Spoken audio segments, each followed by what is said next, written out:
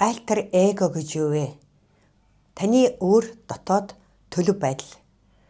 Амжилтанд хүрсэн хүмүүс нэг зүйлээрээ ижил байдаг. Тэд өөр дотоод төлөвт шилжиж чаддаг. Энэ олвол таны бас нэг амжилттай хувилбар гэсэн үг. Хүн болгонд альтер эго байдаг.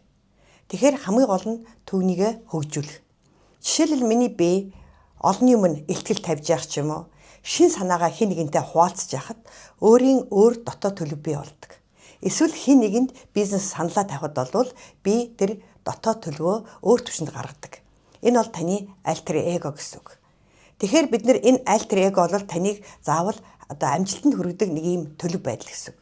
Хэрвээ бид нэр ямар нэгэн хүнд бизнес санал тавих гэж байгаа бол өөр итгэлгүй, айцтай, эргэлзээтэй байх юм бол хинч биднийг хүлээж авахгүй. Яг үүнтэй адилхан та өөрийнхөө итгэл үнэмшил, өөрийнхөө дотоод хүч, энергийг гаргах чаддаг тэр мөчөд болвол таны уулзтууд заавал амжилттай болдог.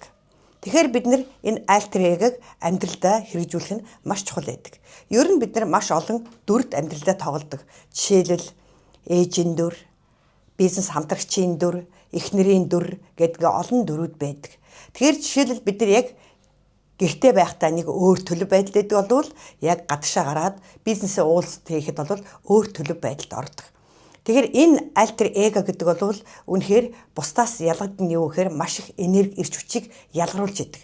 Дэлхийн агуу удирдлагч нар бүгдөө альтер эготой байдаг. Дэлхийд амжилтанд хүрсэн хүмүүс бүх хүн олонний өмнө гаргахаараа огт өөр хүн болдог гэдгээ ярьдаг. Тийм учраас бол тэр эрчим энергийг бусдад дамжуулж бусдад маш сайн нөлөө үзүүлж чаддаг. Өндөр альтер эготой хүн болвол үнэхээр бусдыг олвол хамруулж урайлан дуудаж чаддаг. Хэдэн мянган хүнд өөрийнхөө хүсэж байгаа зүйлээ, хүсэж байгаа санаагаа хүргэх чаддгаар юм ялгаатай байдаг. Жишээлбэл миний би олон жил Тони Роббинсийн сургалтанд сууж исэн. Тэр хүн болвол үндсэндээ стадион дүүрэн хэдэн мянга 40-50 мянган хүнийг босгож чаддаг, хөдөлгөж чаддаг. Тийм хүчтэй альтер эготой. За спортын салбарынх нь байдаг. Жишээлбэл рингэн дээр гарахдаа би огт өөр хүн болж гардгаа гэж ярьдаг. Боксынх нь байна. Дээрэс нь бүгдөө мэдж байгаа монголчуудын сумогийн авраг давагдорч хүртэл рингэн дээр гарахдаа өөрийнхөө альтер эгийг яаж илэрхийлдэг вэ гэж ирч хүчтэй болдог, харц нь хүртэл өөр болдог, өөр ингээс хөдөлгөөн нь хүртэл өөр болдог жишээлбэл. За зарим хүмүүс бол альтер эгийг илрүүлэхдээ гаргахтаа бол ямар нэгэн аксессуар, ямар нэгэн хэрэгсэл энэ төр бол хэрэгэлдэг. Жишээлбэл дуучид бол би яг энэ урлагийнхаа хувцсыг өмсөд тайзан дээр гарахаараа би огт өөр хүн болдог гэж ярьсан байдаг жишээлбэл. За магадгүй тамирчид ч гэсэн өөрийнхөө нэг бэлэг тэмдэг болсон, бэлэгдэл болсон тоо байж болно. Тэр тоо дугаартаа хувцас байж болно. Ингээд бол би маш их эрч хүчийг мэдэрч өөрийгөө бүр ингээд агуу хүн болцсноор бол мэдэрч рингэн дээр гарч ирдэг гэд маш олон жишээнүүд байна.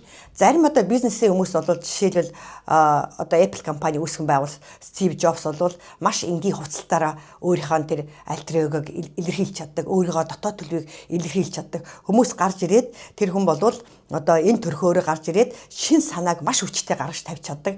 Тэргээрээ бусдыг өөртөө татаж чаддаг. Ийм жишээнүүд бол маш их байна. Тэгэхээр таны альтер эго гэж юу вэ? Та өөрөө тэрийг хайгаар. Магадгүй таны хэрэгсэл, таны гоёл чимэглэл байж болно, эсвэл таны имиж байж болно, таны хууц байж болно, таны өөрийнх нь бүтээсэн дүр төрх байж болно. Хамгийн гол нь дотоод хүн түүнтэйгээ адилхан маш хүчтэй, эрч хүчтэй энерги дүүрэн байх ёстой гэдгийг хэлхийг хүсэж байна.